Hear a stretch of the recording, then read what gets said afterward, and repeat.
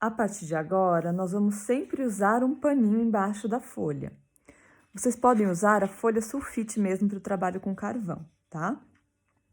Quando eu tenho um paninho embaixo no trabalho do carvão, a minha superfície fica muito mais homogênea, muito mais suave, gostosa de trabalhar, né? E eu consigo fazer degradês muito mais bonitos.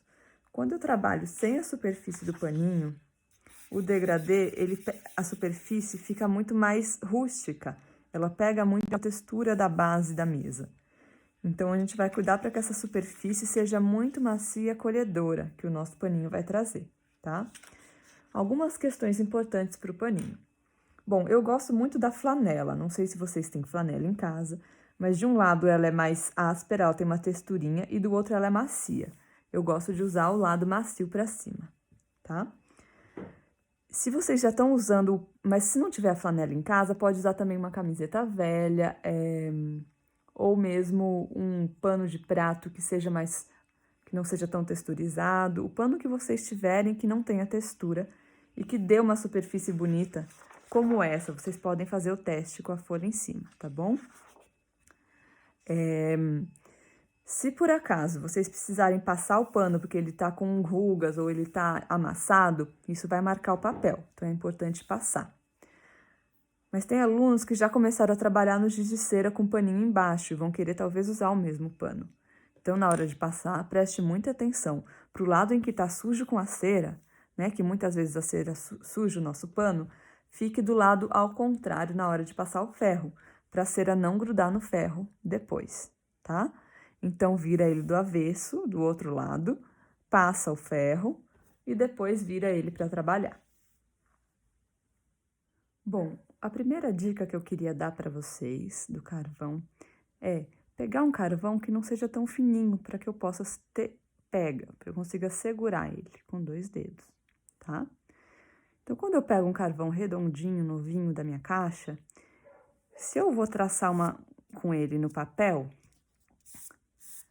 nem sempre ele vai ter um traçado homogêneo na primeira vez. Às vezes ele vai marcar mais as 2 pontinhas. Então, eu preciso pegar uma folha rascunho e gastar um pouquinho desse carvão até que ele esteja realmente, ó, fazendo um traço bem homogêneo, né? As pontinhas tudo fica plano. Depois que eu gastei um pouquinho o meu carvão e tenho esse plano bem trabalhado, eu vou apoiar o meu carvão no papel sempre, nos trabalhos que nós vamos fazer, sempre vamos usar ele deitado, tá? Então, a gente vai experimentar nessa folha de rascunho, fazer lugares que são escuros e que vão ficando mais claros, tá? Segurando no meio desse carvão. Aí, eu tenho um degradê de dentro para fora. Agora, se eu quero, né? E aí, pode experimentar também fazer, ó, bem clarinho, como que eu chego nesse clarinho quase branco. Um cinza muito suave. Então, aqui tem um branquinho que se expande para lá, aqui tem um pretinho que se contrai, né? Ó, vou unificar essas forminhas que eu fiz aqui, ó. Eu posso corrigir se eu fiz uma coisa muito forte, que eu tô vendo linha, eu posso, ó, passando bem delicado esse carvão no papel, cuidando dessa superfície com calma. Eu posso ir harmonizando essas superfícies e deixar uma superfície bem macia, bem bonita. Agora, como que eu vou criar formas se eu não posso fazer linha? Normalmente, a gente está acostumado a fazer desenhos com linha, desenhos, né? Formas de desenhos a partir de linha. Então, eu vou dar uma dica.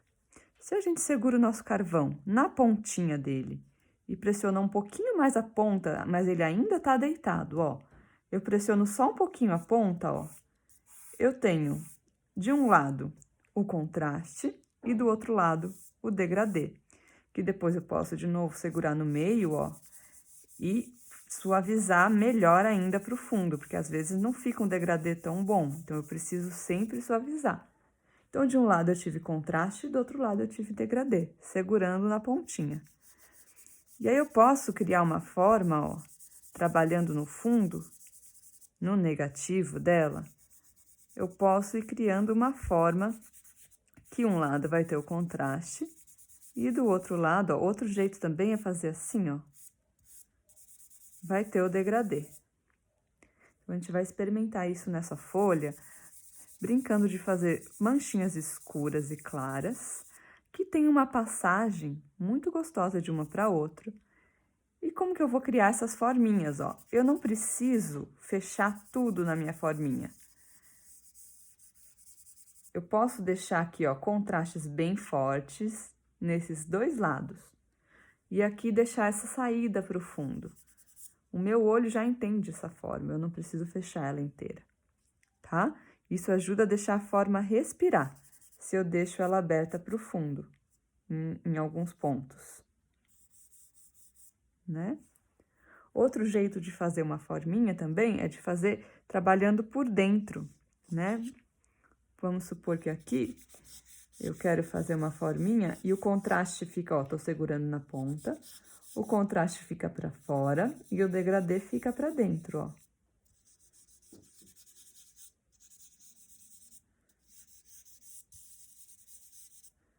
Tá vendo? E aí eu posso deixar uma passagem também pro fundo. Eu não preciso fechar tudo na minha forma, tá? Mas já dá pra ver que dá vontade de pegar, já começa a trazer volume para essas formas. Elas começam a ficar mais separadas do fundo.